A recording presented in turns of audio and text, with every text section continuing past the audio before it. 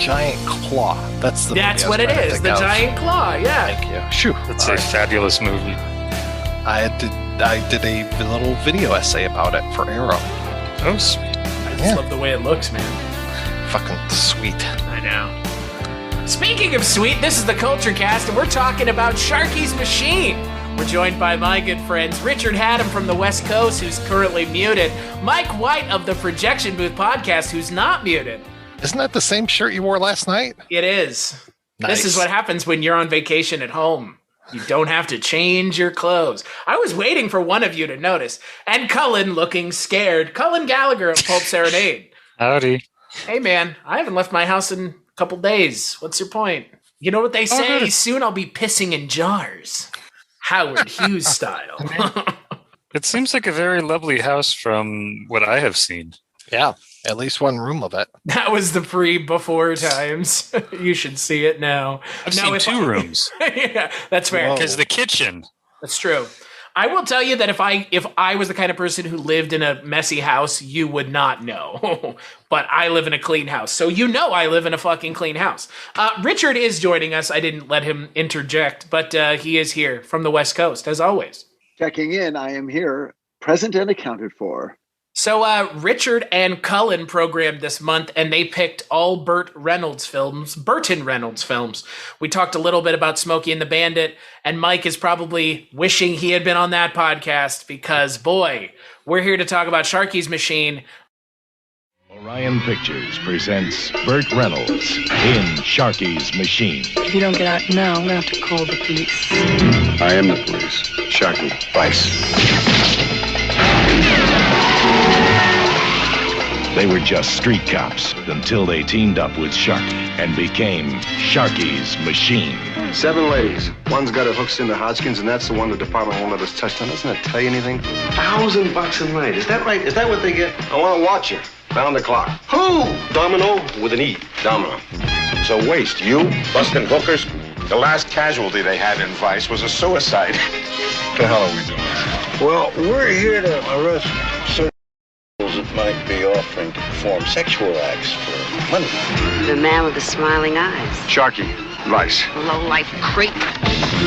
Even if there is one guy squeezing this town, he's too high to reach. Great reputation here. Slave trade. They buy him, kidnap him, then they break him down. Drugs, rape, whatever the hell it takes, and then they sell him. Who is they? Tim and his brother, Albert Scarelli. You're an outcast about to lose that badge of yours. You're a strange guy, Sharky. Yeah, that's what everybody says. You know you got a big communication problem here, Sharky. He wants you dead. Then I am dead. Where is Domino? You should have just brought the girl in.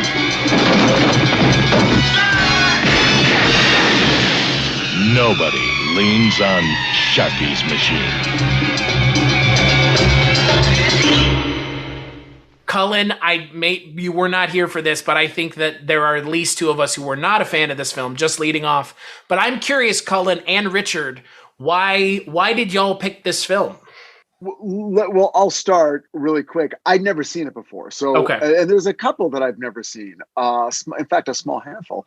So this was an opportunity for me to sort of kind of fill in some blanks in the oeuvre of an actor who I do enjoy. And I'd heard about this one. My wife, Susan, is from Atlanta. Her dad technically is in this movie. Whoa. And because he was an actor, and we were trying to find him because we understood that he was in one of the bullpen scenes down in the basement where the Vice cops hang out. So we were very slowly going through wait, is that him? Is that him? Is that him? We couldn't find him, but we know that he was in the movie. He has since passed on. The joke about her dad is that if you were describing him as an actor, you'd go, well, he's a Charles Durning type. But yet not Charles Durning, ladies and gentlemen, the guy who happens to, just be in this movie. Right, in those exact same scenes. So I don't know. Anyway, he was there. She's from Atlanta. We're familiar with the cylindrical hotel that features prominently. So there was, she and I watched it together the other night in preparation for the podcast. So anyway, that's why I chose it. Cullen? I love the movie. I think it's a really kind of strange but interesting, sort of noir type movie. I like Burt as a director. I think it's a little bit different from a lot of the films he's most famous for. It seemed like a good, balance to the other films that we picked, because we picked, of course, the two big ones, Deliverance and Smokey and the Bandit, which if you're going to watch, if you've never seen Burt Reynolds movies, which you hadn't, Chris. Well, and if you've never seen those movies at all, I mean, And then trying to pick other ones, Lucky Lady is something that's very special to me. And this one just seemed, different. Richard hadn't seen it. You hadn't seen it. Well, and it feels like it represents like a sub genre within his, like he did 2 or 3 at least, I think, movies that were sort of like this, like cop movies, right? Like he did Heat and was Stick kind of like a cop thing also? I can't quite remember. Yeah, I mean, Stick is like Elmore Leonard, but that's like, it's kind of like eccentric. This one was a little bit more serious, and I wanted to pick a movie that Burt had also directed. Oh, there you go. Because, this was his third after Gator and The End. So, Mr. White, since you and I are the two gentlemen here, other than Richard, who hadn't seen it but was not involved in the picking committee, I am curious, Mr. White, what did you think? First time watching The Machine of Sharky? I think I'd seen it before, but if I had, it'd been a long time ago, and I was probably way too young for it. I mostly remember it because of the stunt at the end. But it's so funny because it is so fast. I really thought, like, wow, we are really going to see, this is going to be this spectacular stunt. I remember it being on, like, I can't remember that show that Tom Bosley used to narrate about Hollywood, and just like how they, talked about the big airbag, and, just, it was, I can't remember, was this before Hooper? Because I always associate stunts with Burt Reynolds. Hooper was the official. I think this is after. This is after Okay. Hooper, Yeah. isn't it? All right. I believe. Because Hooper was right after Smokey and the Bandit. Oh, that's right. That's right. But yeah, I was just like, okay, great. It's going to be this fantastic stunt in here. And I mean, Hans Gruber takes a long time to fall from the top of the Nakatomi Plaza, and Henry Silva does not take that long to fall off of this. And he's obviously a dummy the second time you see it. Oh, yeah. That second shot, it's got the arms a-wiggling, as they would say. But what a cast. Yeah. I love the cast in this movie. Yeah. I kind of wish it had just been a little tighter. There are a couple times where it's just like, who's the villain now? Is it this guy? Is it this guy? And it feels very, very literary. I can see, Cullen, why you would like this, because it does feel very much like, I would like to read the book of it, because I feel like there's probably a lot more to the book and a lot more to the character. I just felt like I was getting a taste of Sharky and his machine, and I would really like to have much more of that. And if memory serves, this is the first of a series. I think there's a few more that the same author wrote. Is that correct? I'm actually not sure. I hadn't looked into it being a series. It is a book I've wanted to read. One thing I thought was interesting, and I hope you all can help me figure this out. The first third, to me, this movie seems kind of fragmentary. Yeah. And I'm okay with that aspect, but I can understand why it's a little disorienting. The first third seems like your sort of archetypal, rogue cop who gets punished for kind of being a really bad police officer and screwing up, and somebody, people get killed and hurt. The second, Cullen, it's because he plays by his own rules. Okay? You're a dangerous outlaw, Sharky. Now turn in your badge and your gun. I don't want to see you on this force again. And then it kind of becomes a Rear Window, and then it kind of becomes Laura.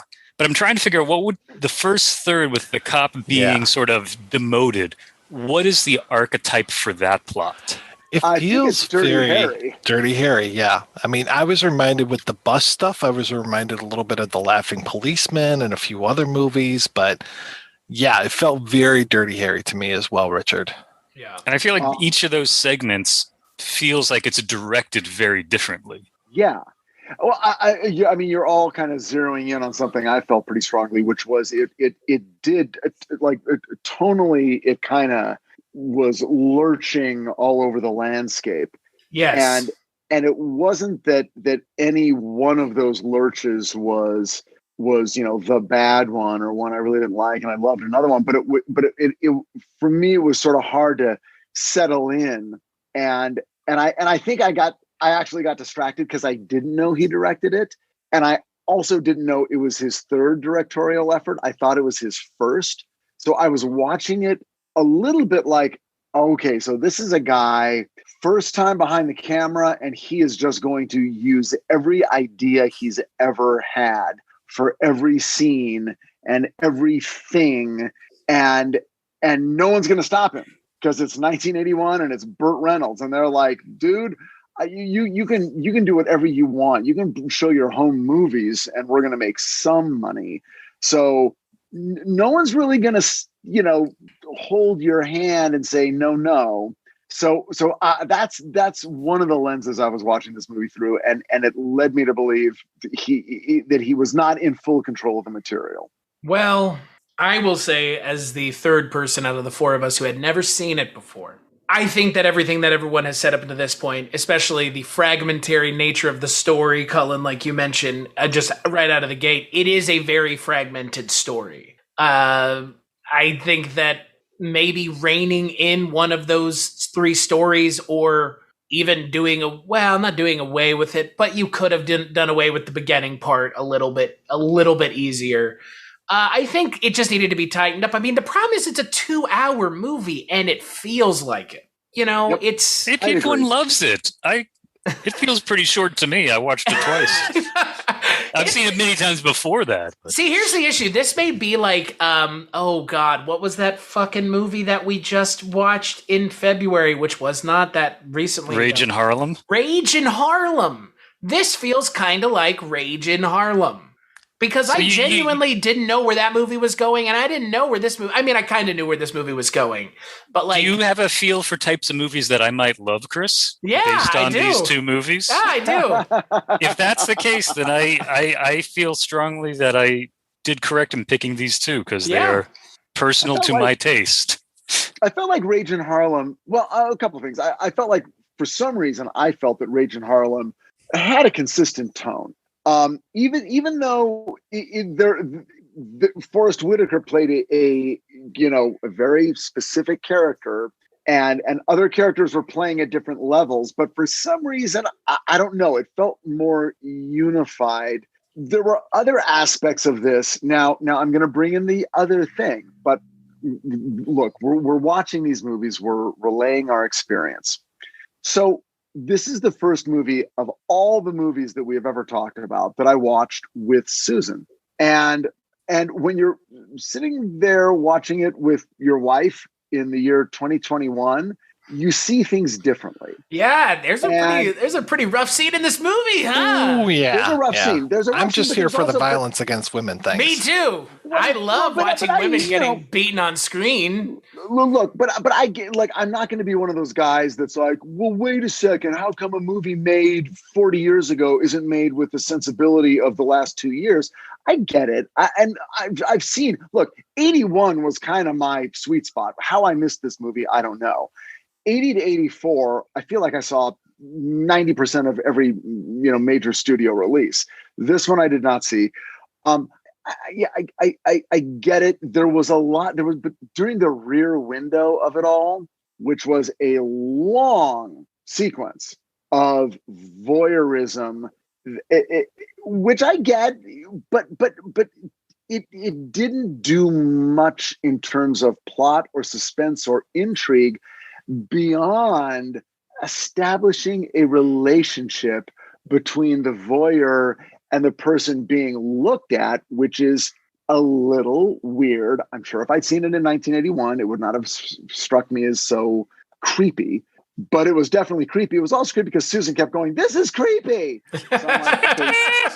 So I had to hit her. It's less creepy and more titillating. Come on, Richard. You know better than that. Look, the movie got me into a mood. I struck her. Okay. No. But then later, I didn't strike her, but I did hit her hard. I hit her. No, because she wouldn't tell me the guy's last name. So, wow. Next up, cutting off the fingers. Yeah. You're right. So a little like, but I'm like, okay, Susan, I know it's creepy by today's standards, but this is the way they're establishing a relationship because later on it's going to mean something. And I'm sure that's the end of the objectification of women in this movie. I'm sure we are now concluded with that. You really spoke way too soon, pal. Way too soon. Way too soon. I will say this, though. I was totally suckered in by the twist in the middle of the movie. Yeah. There's a thing that happens, and then there's a reveal. I don't want to spoil it if anyone hasn't seen the movie. Just go ahead and spoil it, because this is a spoiler-filled podcast, brother. But it appears that the female lead of the film dies just short of halfway through.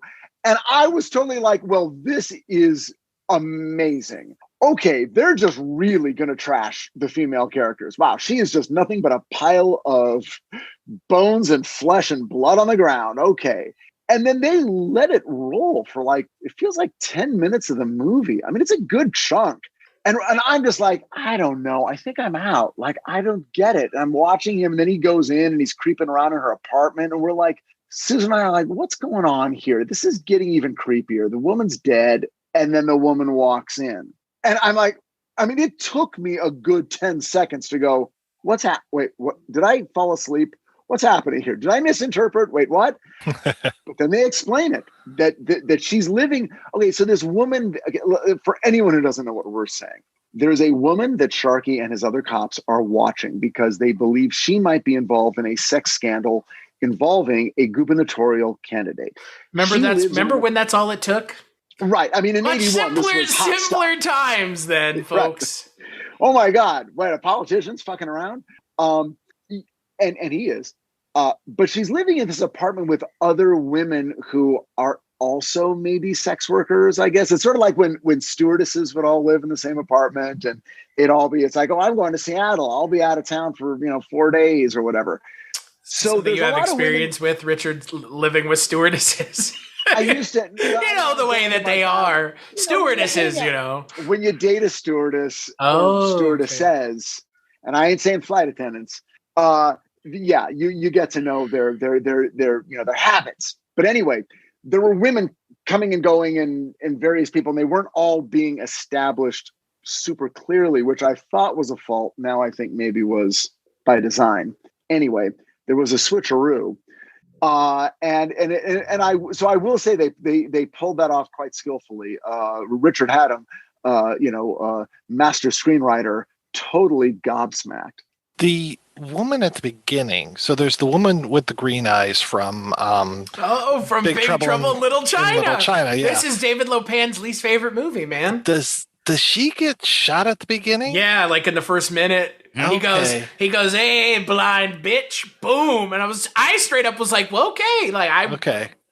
All right. Because I ascribed value to her from a movie that's not this one. Right. And yeah, she's blind, and there's this drug stuff going on and all this kind of thing. And then later on, when they are bugging the apartment, I think it is, Sharky and the guy from All of Me, Beckenbauer, that guy. Richard Liberty. I love him so much. Fletch's boss at the newspaper.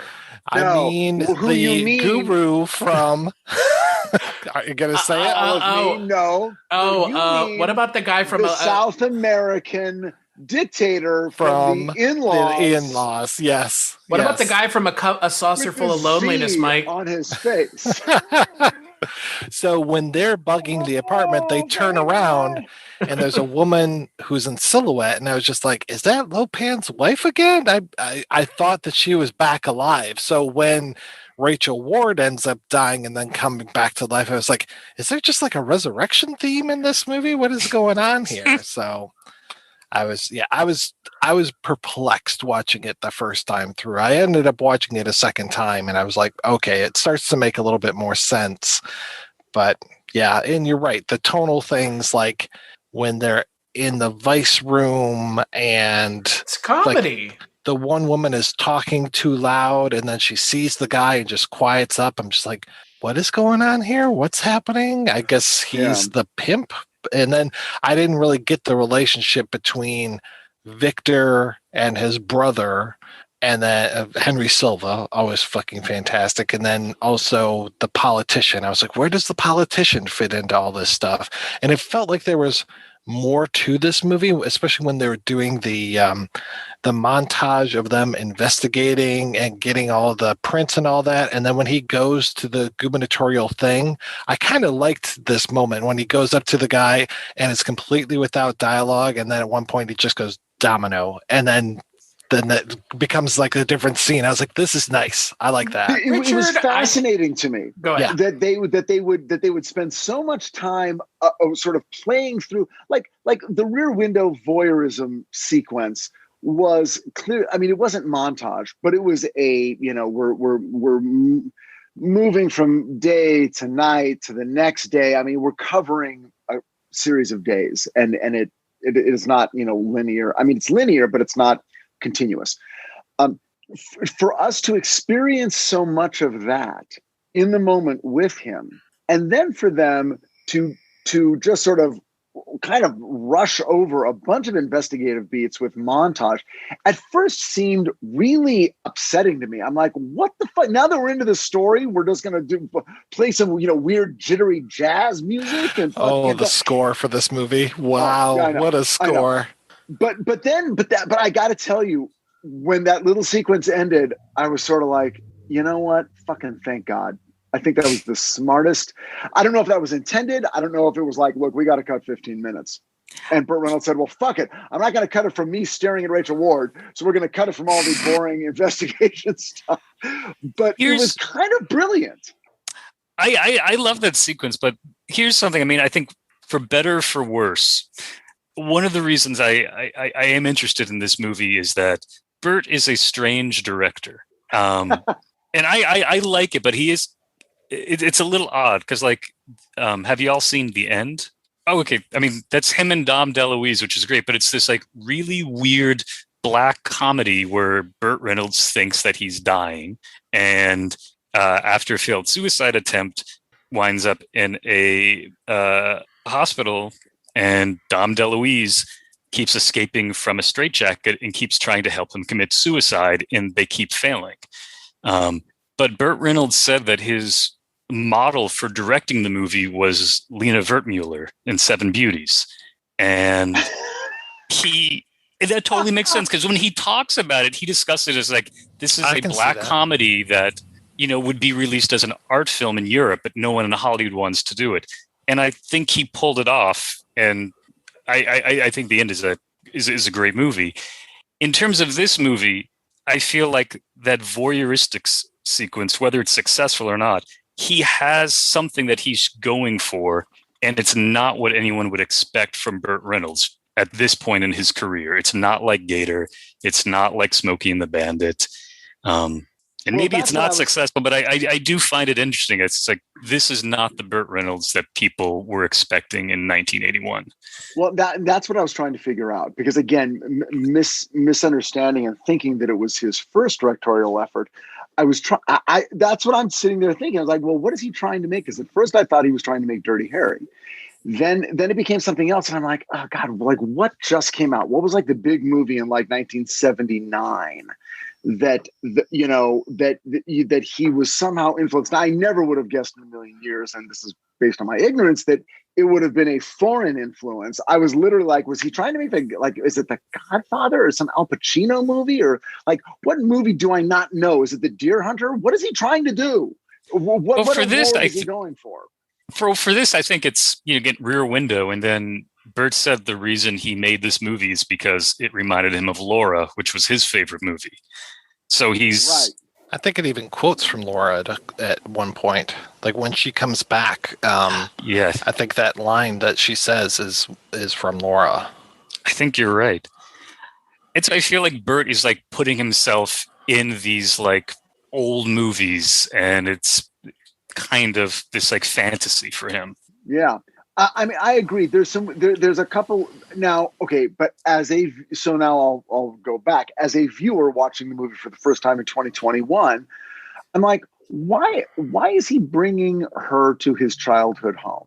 I don't quite know enough about him to understand his loneliness or what his deal is and why this woman is striking him in such an obviously personal way. I mean, like we get through the film language. There's a thing here, but intellectually we're not given a lot to buttress that. I don't think, unless I miss something. Then they go to his childhood home where he's got pictures of her pinned up on the wall, which she sort of doesn't have a problem with, which is odd. And then something about this relationship, again, triggers him to the point where he physically attacks her. And it's hard to watch. Yeah. And it's also hard to watch because it seems like it's out of nowhere. Like we don't even feel like, well, but we knew that was coming based on the text up until now. This was inevitable. We're like, what the fuck is this? Is this just something they did in movies? Is this foreplay? No, it couldn't possibly be. Oh, no, it is. Because the next morning, guess what? She's over it. And once a man's kind of roughed her up, she kind of settles down a little and finds him charming. And that is, again, it makes you very aware of a particular movie trope, which has been in other films, that is particularly hard to swallow nowadays. Anyway, unless it's a villainous character doing it. Well, no. But I mean, sort of a woman who takes a man's rage and he's working his rage out on her as just a matter of course. It's like, yeah, well, but my point is they wouldn't do that with protagonists anymore. Right, exactly. They only do that with antagonists now. Well, unless he's a very flawed protagonist, like a Bud White from LA Confidential, though I know that's still 20 years ago. Yeah. I mean, that's the only way you do it, is like very flawed. But like Sharky, like I never get the sense of Sharky's character. So like, well, I never get the sense that he's flawed either, by the way. He's right. Well, yeah. As flawed. Yeah. To be honest. It kind of seems like Burt Reynolds. Yeah. Interesting. Which is fine. Like, nothing wrong with that. Like, he's a smooth operator. He's Burt Reynolds. He was a smooth operator too. That's the way I always assumed it. Mm-hmm. I got the impression from the beginning where like he thinks he's a smooth operator. He's doing this thing, and then it just kind of goes wildly wrong, and then he gets, kicked out of his department and demoted. But then he ultimately lands a case bigger than anyone he ever would have gotten in the department that he was in. And he's got really good partners in Vice. I mean, again, going back to that cast of Bernie Casey and Brian Keith. Richard Libertini again. And having John Fiedler. Oh, Richard! Yes. I'm John so Fiedler surprised that you didn't say Gordy the Ghoul already. Gordy the Ghoul, man, who actually was playing different notes. I mean, he was still the same character, but his attitude was very different. He was sort of like, he was kind of ballsy. He's like, yeah, let's do this thing. What was up with that weird thing where he goes like, oh, it must have been a sawed-off shotgun 3 inches under the legal limit. And then he says it again, like maybe 30 seconds later. I'm like, this is weird. Why is he doing this? It was a weird stylistic thing. There were a couple lines that got repeated where characters literally repeated exactly what they said to the point where I'm like, well, this has to be intentional. Like when they're like at the end. Like at the end where they're like, Burt Reynolds is like, he's like a ghost down here. And then Bernie Casey, like a moment later, is like, he's like a ghost down here. And Burt Reynolds goes, I already fucking said that. Right. I'm convinced that was a real take, that was like an accidental take. There's a take in the middle of the movie during the voyeuristic sequence where Bernie Casey is telling a story about something that happened to him years ago, a case that he was investigating. And Burt Reynolds steps on his line, like literally steps on his line. It couldn't be more obvious that this is a fucked up take, but they let the camera roll and then they use that take. It's the oddest moment I've seen in a movie in a long time. And it doesn't ruin anything in a weird way because those scenes are so congenial and clearly meant to be their own thing. Like, well, when the guys are together, that's just about guy relationships and cop relationships. And it's funny and they have weird attitudes toward each other. And Richard Libertini's doing his thing and that's all fine. And I enjoyed that. And I'd have watched a whole movie of that. But the fact that that Burt Reynolds decides to use a take where he jumps on Bernie Casey's line is bizarre and kind of wonderful. I think the thing that disappointed me the most is Richard Libertini dies off screen. Yeah. In a line that is in a scene that happens so fast that it almost gets overlooked. Because it's like he doesn't even say it outright. He's like, he's going to the big police station in the sky. Like, okay. He's so good. This might be the best performance I've ever seen from Richard Libertini. I mean, is there a better one? He's great in everything. A lot of stuff in this. Yeah. He's doing a lot of things. I was so confused by how and why, and I think so I did look, there is no more Sharky. I was getting it confused with an Australian kids show called Sharky's Friends. I thought that that was the second Sharky's Machine book. So first Sharky's Machine, Sharky's Friends. They're all based on the same series of William Deal novels. Right. And they're all a prequel to the Baby Shark song. This is a prequel to that. I didn't realize that he wrote the book that Primal Fear was based on. So there you go. But I was looking at the description of Sharky's Machine, and there's a lot of stuff that happens before the movie begins, like all of this stuff that takes place like in Hong Kong and yada, yada. And I'm like, oh, maybe that's where the Chinese guys come in. Because I'm just like, why are there ninjas? And I know ninjas are Japanese, but I'm like, why are there ninjas in this movie beating this guy to shit? I was so confused. With nunchucks, my guy. With I know. nunchucks. I'm just like, this is so weird. And so maybe it has something to do with that Far East thing. And then you've got, Lopan's wife, who's also Asian. I'm just like, this is really weird. So again, that tonal thing. And yeah, I mean, you hit the nail on the head, Cullen, when you said that Reynolds is a weird director, because there are some just bizarre choices that are happening in here, including that Street Life song at the beginning is pretty fucking rocking. Yeah. But it just felt kind of out of place over it. Not as out of place as some of those, like, what is it, a water harp? Some of those noises. I mean, I think might be one of the first movies I've seen, like, chronologically that had a water harp. Like, now you can't get away from them, but it was pretty cool to really amp the tension with that. I mean, I liked the song in the opening. I like that. Oh, yeah. It comes up, and I like that opening shot, too. And I also like that you've got that red line, which then becomes the building, which is kind of the end of the film, that guy Henry Silva falling out of the building, and then that long helicopter shot, and then ending on Sharky on the railroad tracks walking. I thought that was pretty nice. Oh, the other tonal thing that I just wanted to point out real quick was after Bernie Casey's been shot and he's sitting there and they're having that conversation, some of those beats on Burt Reynolds' face, I'm just like, these are comedy beats. Like, this is funny why he is sitting here and why Bernie Casey keeps like talking to him. He's like, I want to go chase Henry Silva. And he's like, you got to kill him, man. No, I mean, really kill him. And Burt Reynolds, he can act with his face so well and give you that little like, okay, I'll go kill him if you just shut the fuck up now. Cullen, I wanted to ask you, I've been to Atlanta a number of times. This does not look like the Atlanta I know. It's changed a lot. Does anything about this movie remind you of Atlanta when you were there? I mean, I'm from Augusta, so I've actually never been to Atlanta. Oh, really? So I'm the only one who has stayed in the cylindrical hotel, the Peachtree Plaza. Yeah, as of right now. I did not go out the window. Why not? That much. You didn't have the Henry Silva suite? I did dine at the restaurant atop the Peachtree Plaza, and I had a very dramatic event occur in that restaurant. Now it wasn't anything as dramatic as firing a gun and screaming multiple times as Henry Silva flies through a window and falls out. And then cutting to your childhood home. And then suddenly we're at the childhood home in the tire swing. Yeah. But I did almost, in fact, in some cases worse, I did dine there with my wife and my two kids.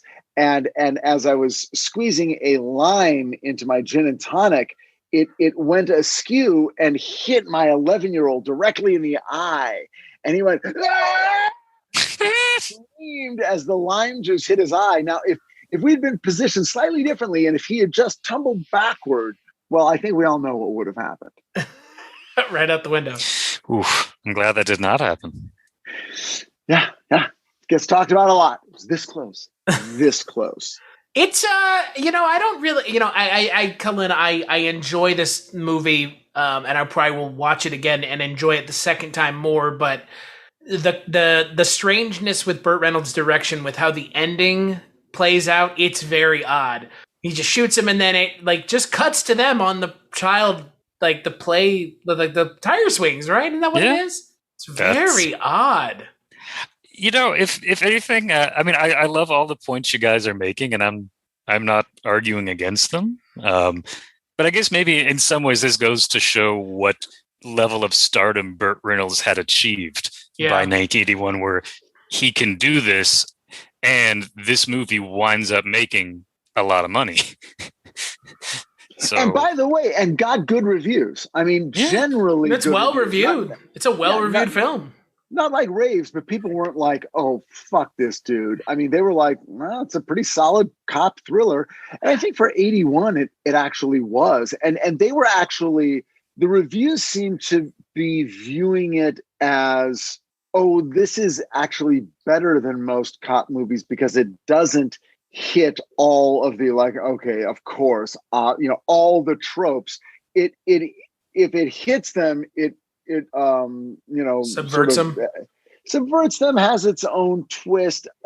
So there was an appreciation for that, which again, in this moment right now, is not something I have access to as a viewer that they did. So yeah, it's I think it does suffer from the time it was made, but I mean, it's not without pleasure. And I didn't hate watching it for sure. You know what it sort of reminds me? Have you all seen either Fuzz or Seamus? I feel like long time ago. Yeah. I feel like Burt was sort of pulling aspects of both of those movies. Like, I feel like some of the early stuff, in the Vice pen, that kind of feels like Fuzz, where it's a little bit gritty. It's a little bit kind of satirical, a little funny, but, it's sort of like a mixture of those sort of things. And I feel like Seamus, the Aldrich movie, kind of has like a weird, dark, it's kind of like a melancholic noir. And maybe in some ways that's why parts of his character worked for me in this movie, where I wasn't sort of putting him as like a hero or an anti-hero. Because of Seamus, I'm like, oh, Burt's fucking up. Oh, yeah. Not a great guy. And I think some of those overtones from Seamus would have colored my viewing of this movie. I'm going to say something. I'm interested in hearing all three of your reactions to this. I didn't think Burt Reynolds looked very good in this movie, which is odd because he directed it. I thought he looked weird. It was like, his skin tone was weird, his mustache and even his hair, like his mustache almost didn't look like a real mustache.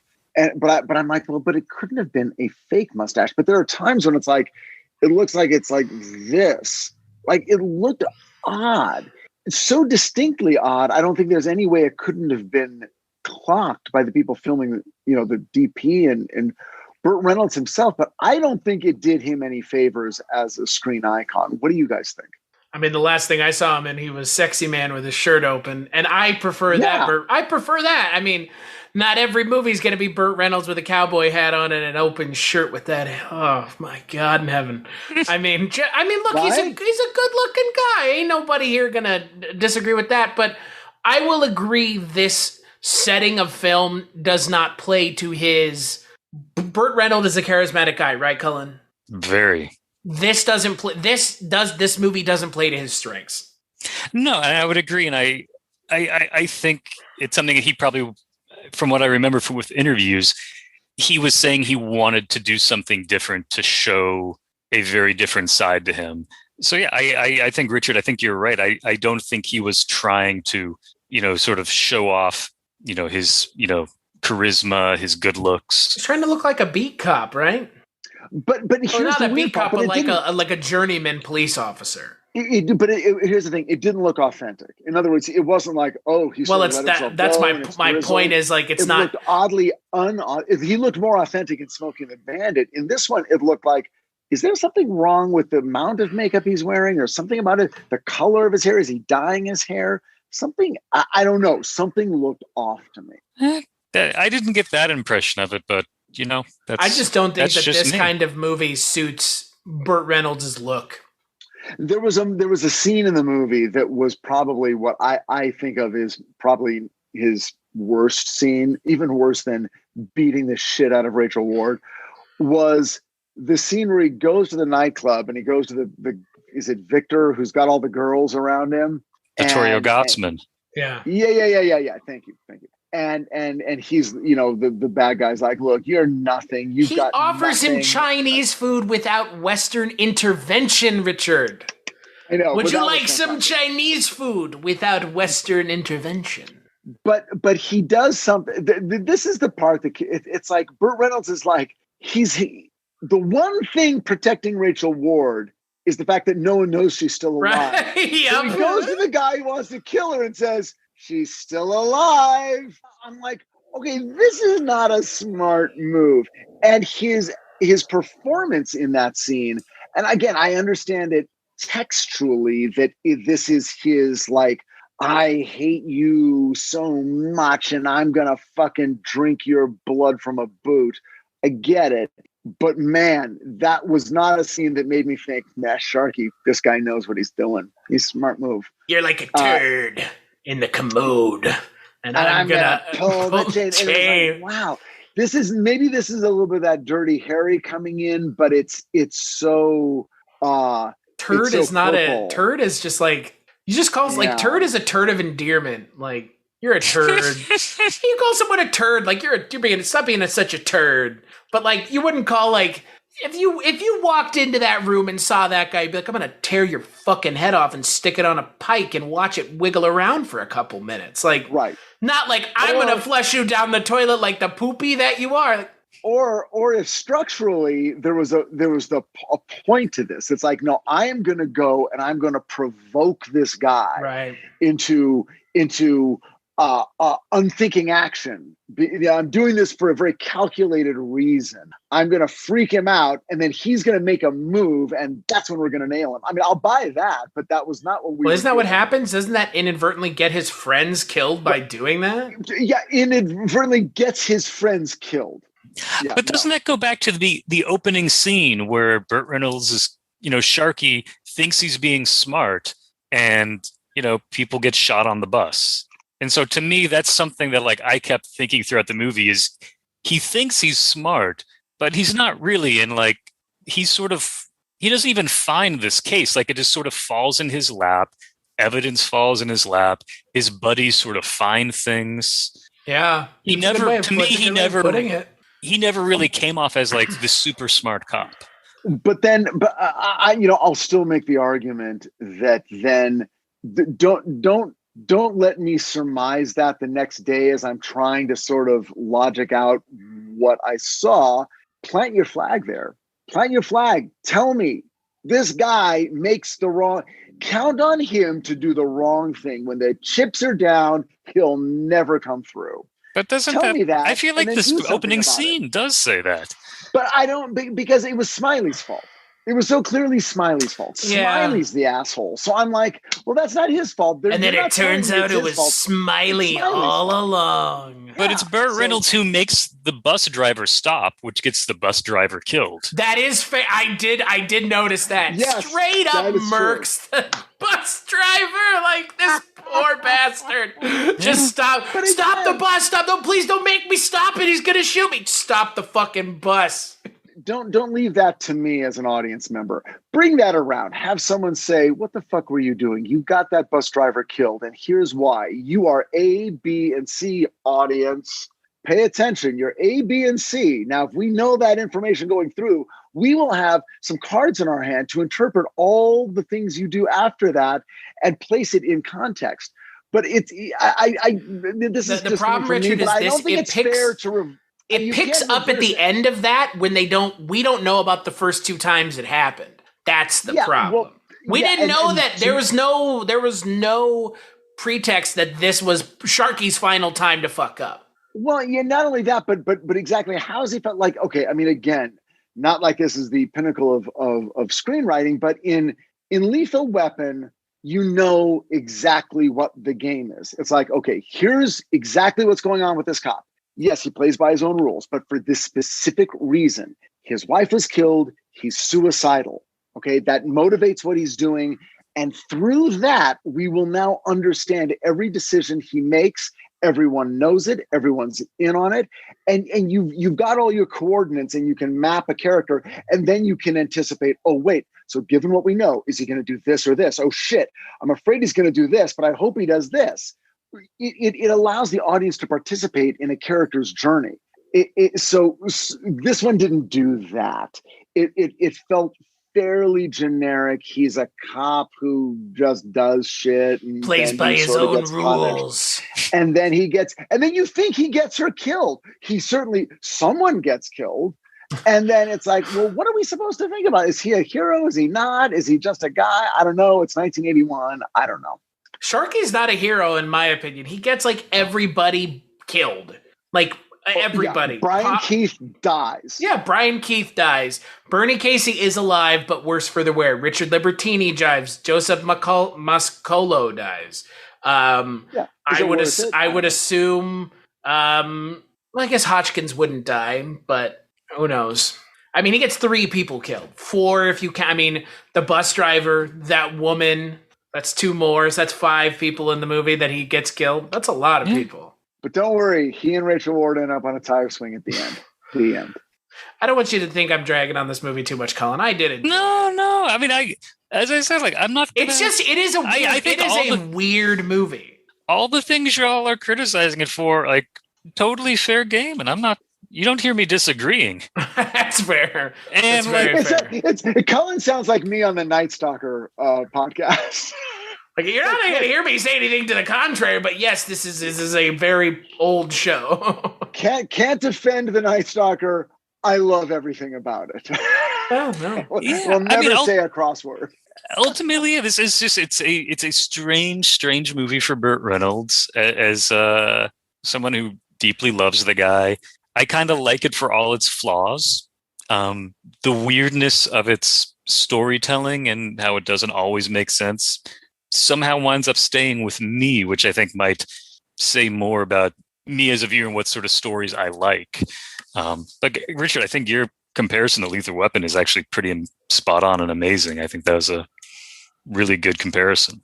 Honestly, as far as I'm concerned, the one thing that they could have done to just change this movie and fix it, in my approximation, just take Rachel Ward's character out. Well, but then what's motivating him?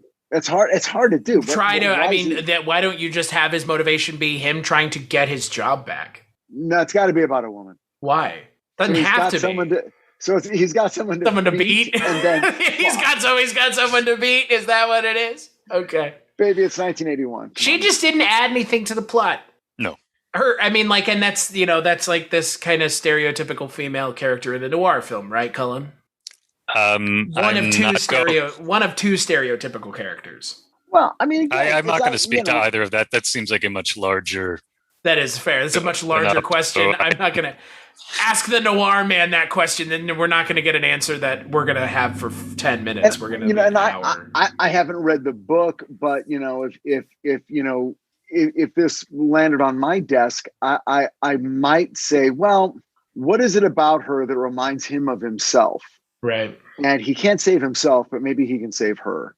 So how is she perceived within her world? And what are we going to notice that he projects this savior complex so strongly that leads to so much tragedy, but he decides everything is about saving her. And what is that thing? And you could have come up, I think, with something. So that would have been a way to go. I take back what I said. It's just for movies in general. This is a stereotypical performance. She's just playing the damsel in distress. She does not add much to this film.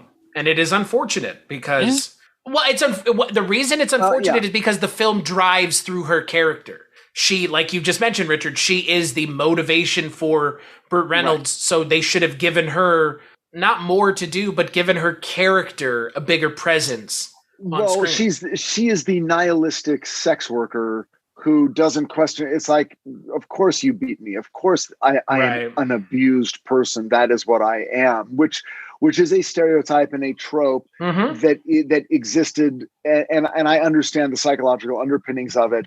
But even there, maybe there was an opportunity to display an aspect of Sharky that feels the same way, that feels like, in some weird way, I feel the same way in my career that you feel in your career, powerless, right? Nihilistic, but somehow this crossing is allowing me. It's triggering something in me that I'm going to save an aspect of myself by saving you, and that's why it's so important. I never do it for me, but I can do it for an exterior motivation. I wish we could really have pictures of our facial expressions at so many different points in this conversation. I know. It would be like it's wonderful counterpoint, like where eyes are going, what the mouths are doing. Hey, Mike, I have a question for you. Since you're not on anything else this month, what is your quintessential Burt Reynolds film? Since we asked Father Malone last week, what was his answer? What did he go with? Deliverance. He went with Malone went with Deliverance. I mean, Smoking the Bandit is probably the right answer, but my answer is Hooper. I mean, that is the one that I always think about, and that's over on my video shelves. I think the only Burt Reynolds movie that I have that I own is Hooper. But man, I mean, I grew up on this guy's films, and not necessarily Deliverance, but like Smoking the Bandit, Stoker Ace, Hooper, the Cannonball Run films. I mean, he was such a major part. And yeah, it's funny because those are almost all comedies. And so it's interesting to see him as an action hero because my mind doesn't go there first off. Have you seen the Hard Time trilogy? I have not. It's from the late 90s. I think they were either DTV or maybe made for television, but they've got like Charles Durning's in them, Bruce Dern. But it's another sort of like, sort of cop trilogy that he's done. I don't think he directed any of them. The other one that I think about and that I think I saw multiple times, maybe even in the theater, was Best Little Whorehouse in Texas. Speaking of Charles Durning, I mean, Charles Durning's musical intro in that, the whole thing where he twists his cowboy hat and then like makes his head go that way, and I'm gonna do it's so good, so good. Chris, you realize you're gonna have to have just Burt Reynolds Month like 3 and 4. Burt Reynolds to catch up with all the movies that we talk about. Burt Reynolds year. Yeah. Here comes Gator, baby. Burt Reynolds podcast. I mean, that's basically like what my girlfriend has to live with. Yeah. There's a very good chance, like when it's my turn on movie night, that it will have Burt Reynolds, or Charles Bronson. Or possibly Vin Diesel or Paul Walker. I mean, those are mutually like we agree on those. I mean, I got her the Fast and Furious movies for her birthday. That's right. Have you seen the new one yet? Yeah. Have you all seen it? Not yet. So you're gonna have to give us the review right now. Give us your thoughts. Yeah, sure. So basically, 1 through 5 are the best, and I mean, it might even be in reverse order, like 5, 4, 3, 2, 1, or maybe 5, 3, 4, 2, 1. Everything after 5 has felt like they've gone off track, even though these movies continue to make even more money every time. But I really feel like all the movies are trying to like figure out what mistake happened in the last movie and try and fix it, and it keeps getting them in a bigger hole, and they keep trying to outdo the last movie in terms of stunts and how ridiculous they are. And it's just gotten to this kind of awful place in some ways. I think this one's better than like 6, 7, and 8, but like Kurt Russell's character, I think makes no sense. I kind of forgot that Kurt Russell was in those movies. Holy shit. And it's like, what are you going to do with Kurt Russell? It's just like, well, he exists and he's part of this government organization and he has unlimited, technology and access and money, and he can give Vin Diesel whatever he wants. Like that's not much for like drama to work Samuel L. out. Jackson was busy? Is that what you're saying to play that role? They were just like, Samuel L. Jackson, you're already doing the Marvel movies. You can't do it in the Fast and Furious movies. I hadn't thought about that, but It's kind of what it sounds like, though. Just having never seen anything past the 5th Fast and the Furious movie, at least not that I can remember. You just described Nick Fury in the Fast and the Furious universe. I'm not as familiar with the MCU, but if I even, that MCU is correct. Essentially the same thing, but for Iron Man in the MCU. I still haven't seen Iron Man. But here's a good example. What I think Fast 5 does really well, for as ridiculous as that plot is, there is a large chunk of that movie where their problem is if we're going to do this heist, the cameras are going to see our cargo, around these corners. We need to figure out how to drive faster than the cameras can turn. And so they just set up a model and they just spend a lot of time practicing driving. That's a very practical obstacle that has to be overcome. And I think that's great. And because it gives, a problem, and then it doesn't wind up actually having to do with, the conclusion of the movie when they're just dragging this fucking huge safe down the street attached to 2 cars, causing a lot of damage. But there is no such practical problem in 6 through 9. Hobbs and Shaw, I don't remember all the problems. I remember enjoying that one quite a bit. But in the end, by 9, it's just like, cool, we're going to put some rockets on a car and go to space. That's the best part of the movie, but... You mean the part that they essentially sourced from the fans that were like, what do you guys want to see? I don't know, these assholes go to space. Why not? That's the funniest part. I think they could have done a lot more with that. Also, I'm glad Justin Lin is back because I think he's a much better director than for this franchise.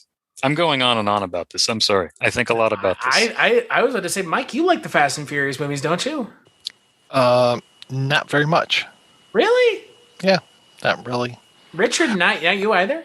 I'm okay with them. I'll definitely watch them. I saw Hobbs and Shaw, and appreciated that on a very particular level that I think we talked about. Yeah. But I don't. There are a lot of movie series that I don't watch, and Fast and the Furious isn't one of them. I would happily. In other words, okay, let me just cut to the chase. If my 14-year-old was like, right, okay, it's my night to choose a movie, and I'm choosing Fast and the Furious 7, I go, fine. You know what? No, you should tell him to pick something earlier in the franchise, right? Not 7. Of course, yes. Well, the 7, the James Wan one, which. He drains all of the color. He tries to direct it like a horror movie. Weird. That's strange, given that that's what he does. It's even stranger than some of Burt Reynolds' direction on Sharky's Machine. Nice way to bring it back. I was about to say, right back to the machine of the shark. We can go back to the Fast and Furious now, but oh God. I think I'm not going to hate on James Wan as a director. I don't really know his work. I've seen Conjuring, and I think that might be it. Oh, I saw Death Sentence. You haven't seen Mike's favorite Aquaman, so, there's the problem right there. I want to see Aquaman. I read an interview with him that... No, you don't. No, you really don't. Because so you were joking, Mike, you don't like Aquaman. No. That is correct. I do not like it. I will say, though, and I'm sure Mike would probably agree, it's one of the better DC movies. Yeah, but that's how much corn is in this shit versus how much is in this shit. Exactly. God.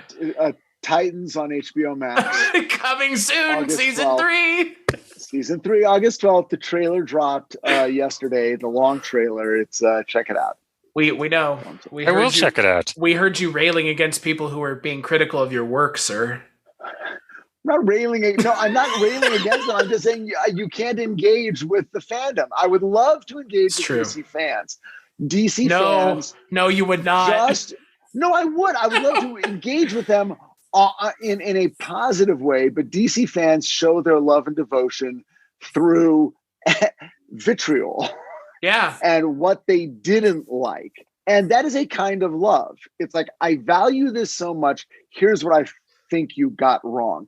The love gets muted, and what gets amplified is the yes, but this. Are you saying that the fans of DC are like Burt Reynolds towards Domino in this film?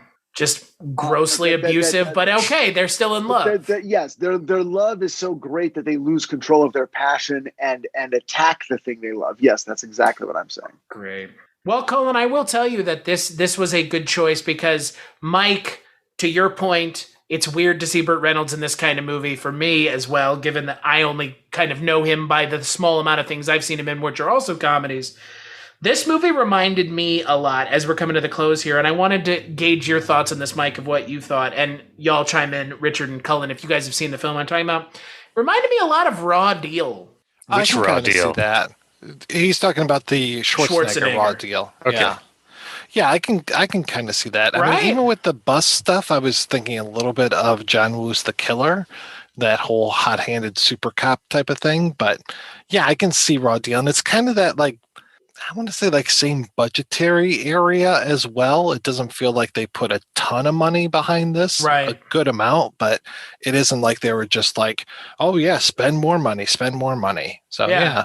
Yeah, and I mean, you know, the climax of this movie is fun. I think the climax of this movie is better than the one in Raw Deal. At least this one takes place in a well-lit room. I think, isn't the end of Raw Deal like in like a very dark room and they're all like shooting at each other from behind things? Or am I thinking of something else? Is that not the climax of Raw Deal? I mostly remember him playing Satisfaction and going through the junkyard shooting all the guys. Right. And then I remember, of course, the famous "Come to me, Harry. Come walk to me." That whole thing with our old friend, the Night Stalker, Darren McGavin himself. Yeah. Have you never seen this movie, Richard? No, I don't think I've seen it. It's Schwarzenegger and Darren McGavin. Yeah. If you will excuse me, I have. And Schwarzenegger plays a cop. Yeah, it's pretty amazing. A Chicago police officer, of all things. I think Robert Davi is in it too. Is that right? Yeah. It's been ages since I've seen it, but I've wanted to rewatch it. Oh, it's so good. The cover is so cool. Good. It's got Schwarzenegger with like a machine gun. There's like blood dripping down his arm, Richard. It's so cool. I remember the cover very well. Yeah. The thing that always got me was that the ad campaign was, they gave him a raw deal. Nobody gives him a raw deal. And it's like, didn't you just say that they gave him a raw deal? And don't call him Raw Deal. God. Raw Deal's cool. Nothing will ever beat somewhere, somehow, someone's going to pay. And I believe that was Commando, wasn't it? Oh, is it? One of his movies, that was the thing. And there was a song, like the end credits was someone singing somewhere, boom, boom, somehow. Is that from Commando? Yeah, that's the famous end music. Oh, yeah. I always think of Commando from the ding, ding, ding, ding, ding, ding, ding. Oh, yeah. The steel drums. How is it that we always bring up Commando somehow, and then we're just like, why aren't we just talking about Commando? Commando is just one of the greatest movies. I would go out on a limb, and you know, it's oscillated so many times now between a film that I know Mike is not a huge fan of, Last Action Hero, or Commando. No competition. Commando for me. Commando is probably the quintessential Arnold film, followed in a close second by Running Man. But that's because Running Man has some of the best one-liners that he ever did. But Commando what if I said, please? I gotta go back because I haven't seen these movies since. It must be like late 80s, like early 90s. Like I remember like getting these all on like VHS. Have you seen Total Recall recently, Cullen? I saw that probably 10 years ago when they did a Verhoeven series at IFC Center here in New York. Total Recall. You at the party, Richter. What have you been feeding it? Blondes. Ugh. Consider that a divorce. God, I mean, Total Recall is just. Look, Schwarzenegger is amazing. How did Burt Reynolds and Schwarzenegger never work together? I think Burt Reynolds and Clint Eastwood, after they worked together, and it was kind of a disaster. And that was also when Burt Reynolds hurt himself, right? And he eventually got addicted to pain pills. I don't know which movie it was, but yeah, I know. I think it was City Heat. It's a strange movie. Oh yeah, I would like to see it again. There you go for the Reynolds cast. Yeah, there you go. I mean, Chris, if you can do a Steven Seagal cast, can't you do a Reynolds cast with this man? I actually, the first person I asked to be on the Steven Seagal podcast was Cullen, and Cullen turned me down because he was too busy. So I would assume the answer would still be the same for something of a similar nature, different actor, but similar nature. See, I would probably still say the same. My answer would be too busy. I wouldn't even contemplate doing it at this point. Wait until Cullen gets a full-time job, and then he'll be raring to go. I mean, what y'all could just do is talk to, Sharky's buddy who can do all the wiretapping and just record me in my apartment, talking to myself about these movies. There you go. Richard Libertini, man. Mm-hmm. That's the podcast is there. So, Mr. Hatem, starting with you. I know you're going to give me a hard time here because I changed it, but skip it or watch it. Sharky's Machine. I would say skip it. This is I rarely do that, but so I feel like I've only got a small handful of skip it cards. But when there's other things to watch, I'm not going to put this in my top 4 or 5. So yeah. What, for Burt Reynolds films? You mean? Burt Reynolds, yeah. If I'm going to get someone to watch a Burt Reynolds, and now again, I'm already assuming I'm going to like Lucky Lady. So I'm reserving a theoretical question mark spot for that. And then you can't be a responsible cineast and not have a spot for Deliverance and Smokey. And then I'm sure there'll be, people who are like, well, Boogie Nights or whatever. But I don't think there's enough here. I don't think there's anything in this movie personally that's going to make someone go, oh, Burt Reynolds. Yes, I get him now. I don't think this movie does it. What about you, Cullen? Skip it or watch it? I mean, I would say watch it. I will just say I love all the criticism that you guys have made, and I actually think it's a lot of fun to talk about this movie and have different perspectives. So I appreciate it. But I like it as a early 80s, neo-noir. I think it's a strange movie. It's not your typical Reynolds, but as someone who, loves him deeply, I like seeing him try and experiment and do something different, even if it's not wholly successful. I think it's at least something for, thought. What about you, Mike? I didn't think I was going to say this at the beginning of the episode, but I would actually say watch it, because this has been a great discussion, and there are just some really interesting things that are going on here, some really strange things. And yeah, you can't beat that cast. It is fantastic. So yeah, it's a watch it for me. I have a question before I give my answer to Cullen and Richard. Is there, and probably Cullen is going to have an easier time answering this given how much Burt Reynolds he's watched, but maybe Richard, you'll have an answer too. Is there a better police film that Burt Reynolds is in than this one? A similar role? Yeah. What film would that be? I think they're all interesting movies. I think Fuzz is a strange but interesting movie. I would say Seamus as well. I have a soft spot for those hard time movies. I think, Chris, some of your accurate criticisms of this movie will probably not. How would I put it?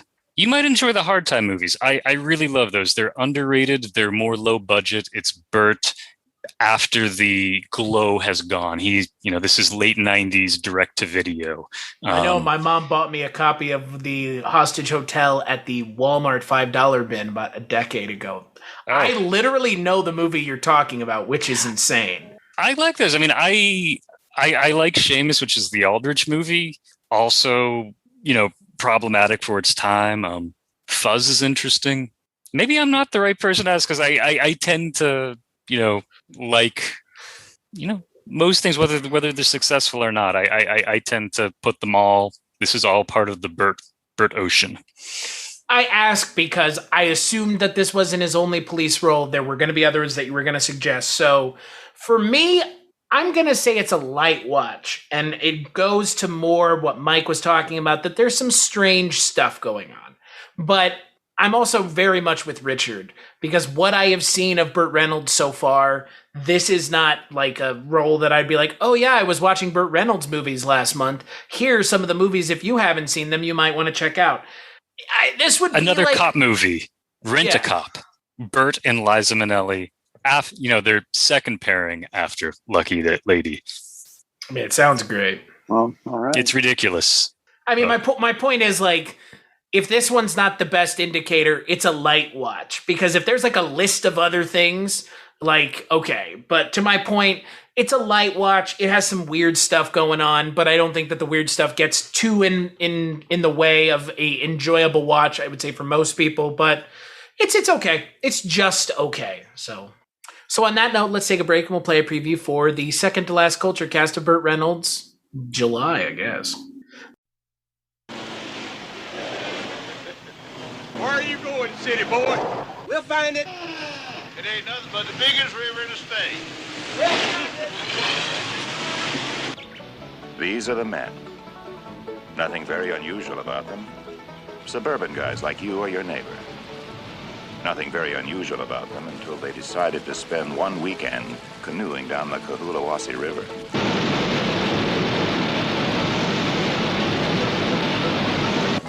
Ed Gentry, he runs an art service. Wife Martha has a boy, Dean. Lewis Medlock has real estate interests, talks about resettling in New Zealand or Uruguay. Drew Ballinger, he's sales supervisor for a soft drink company. Bobby Tripp, bachelor, insurance and mutual funds. Where you going? All right, I'm looking. These are the men who decided not to play golf that weekend. Instead, they sought the river. Would you like to check it out?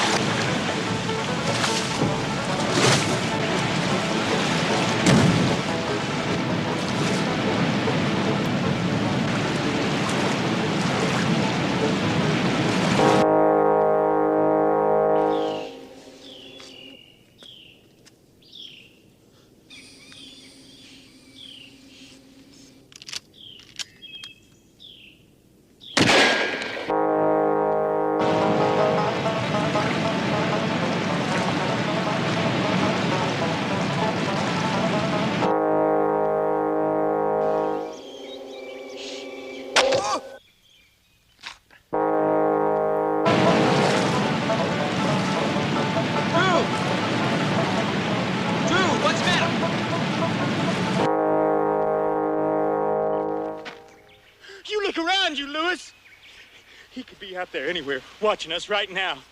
We ain't gonna be so hard to follow, dragging a corpse. Lewis, I'm gonna pull off to the side. There's something wrong. No, go on!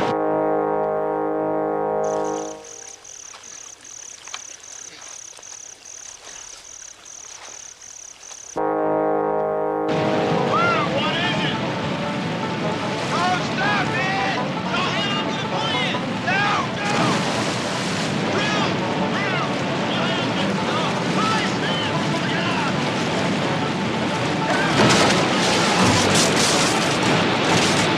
John Boorman's film of James Dickey's explosive best-selling novel.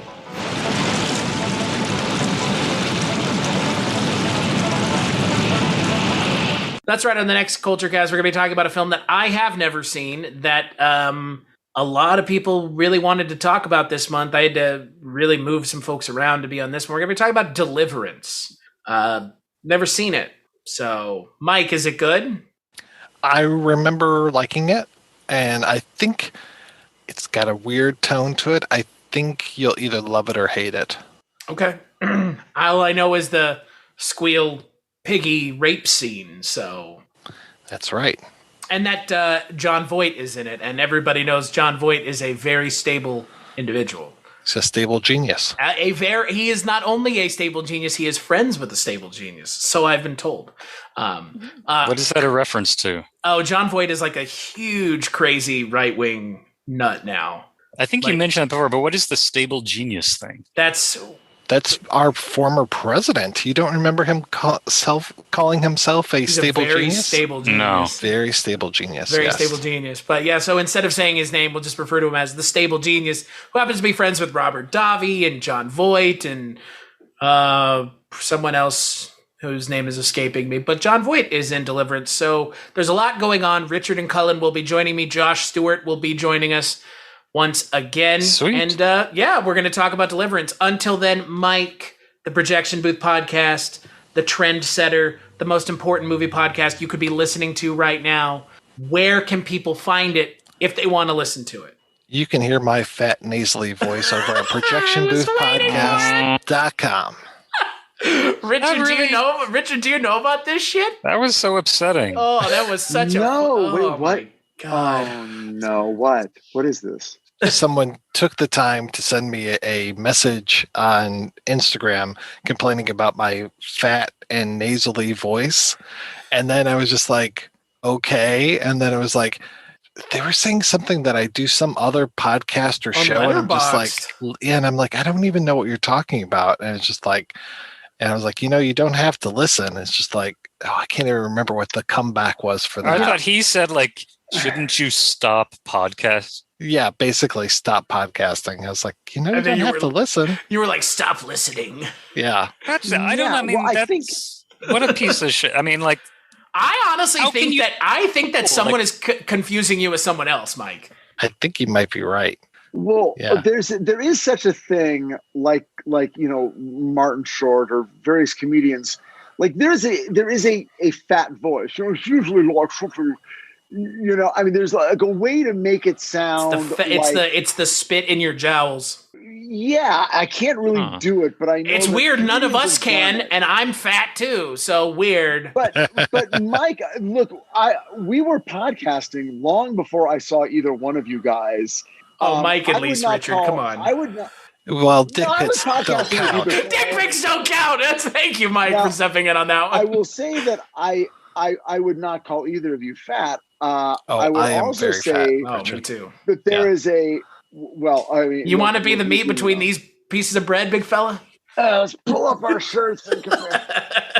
But my I don't know how anyone would say you have a fat voice. I'm convinced, Mike, that it's just somebody who thinks it's you, but it isn't you. Right. Because they're like, you don't do these other things. It's like Mike is deflecting for somebody else by accident. Right. Well, then he finally ended up with like, that's the attitude I'd expect. Stick to the essays, fat boy. And I'm like, what the fuck essays are you talking about? What is going on? Why are people are there's so much rage out there, and it's so easy to express it obliquely at people who you're not in a room face to face with. It's really disturbing. So weird. I agree, Richard. That comment really upset me, Mike. I can't understand that sort of cruelty. Like, what the fuck? Weird. Yeah. You know what it is? It's someone who's never made a thing in their entire life critiquing people who have to and do on a weekly basis put their content out there for other people to enjoy. And it's someone who doesn't make their own stuff, just lashing out at other people who do and are successful at it. Yeah, I think that actually is part of the provocation. I think there is. Don't you want to talk to me? I do nothing. Like, okay, like it's like you. I am somehow stealing a little bit of your spotlight by. I mean, it's essentially heckling, isn't it? Yeah. I mean, isn't this sort of modern heckling? Yeah. But you get to like sit at your keyboard and like craft your heckle as opposed to having to be quick on your feet, which we all know if we were being heckled while doing a live show, one of the four of us would stand up and go, shut your fucking mouth in the back. I don't come to your job and knock dicks out of your mouth, motherfucker. Okay. I would just start shouting the N-word. That's all I would do. Ladies and gentlemen, oh my God, Mike White from the back row. Jesus Christ. For a guy whose last name is White, that was a ballsy comment. That's That's very Kramer of you, as they would say. Cullen, what about you? Where can people find you? I'm still supposed to be at pulp-serenade.com, but supposed to be there because I'm still behind on the essay that I was behind when we recorded last week. And I don't think it'll be done by the time we record next week. Stick to the essays, fat boy. Mike took it back. Right then and there, Mike fucking took it back. In person, live. Look at that. I'm trying to get back to it, but I've got to talk about movies with my friends. So, boy, don't let us stop you, because we'd love to talk to you about movies. So I look forward to it. Yeah, I think we all do. That's why we're all here. What about you, Richard? Where can people find you? If people want to critique the things that you make online. Oh, get on Twitter, hashtag DC anything, and fire away. It's true. But having said that, the trailer, a longer, like 2.5 minute trailer for season 3, dropped yesterday. So on July 14th. So anyway, if you're listening to this, you can go online, get a look at what season 3 of DC Titans has in store for you. It's on HBO Max, but the first 2 seasons are available on TBS and on HBO Max. Catch up on the first 2 seasons, and on August 12th, launch right in with the rest of us into season 3. We're excited about season 4. August 12th is blank in my calendar now. Oh, look at that. So what's going to happen in between now and then is everyone that you know that talks about movies with you is going to watch your show. And then the next time we talk to you, we're going to be like, so Richard, I have questions here. Many questions about give me your critiques as opposed to just screaming and calling me an asshole on Twitter in perpetuity. As long as something's already aired, if we're talking about episodes that have aired, I'll try to. Oh, we're not trying to. What are we going to do? DC leaks? We're going to leak information online. Well, no, unknown source at Warner Brothers says. I have to remind myself, because for me the season's been over for a long time, right? And I'll just go, well, when so and so, kills so and so, and then it's like, wait, what the fuck? And then suddenly I got Warner Brothers lawyers up my ass. Anyway, but that happens all the time. By the way, we have people who stalk the sets up in Toronto, photograph actors. They just sort of wander up like they're part of the crew, and they start photographing people in costumes and then posting it online. And it's like, oh, well, I guess everyone knows that character or that outfit or that whatever is coming up. So it's a little weird. And DC is like, guys, you got to really clamp down on this. Anyway, blah, blah, blah. Titans, watch it. It's coming up. More stuff. As for me, cstashu.com is where you can find my link tree. I do a bunch of other podcasts, one with Richard and Mike. Cullen is on here from time to time. Like we mentioned, Cullen and I are a bit too busy to do our own thing, but Cullen is on this entire month, which is I'm always happy to get to talk to the same people every week for a couple weeks. Mike knows it with fun. The Mike White March. It's a lot of fun. So you can find me there, and patreon.com/culturecast. Big thanks to the Patreon supporters as always, to Richard and Cullen and to Mike, and we'll catch you guys in the next episode.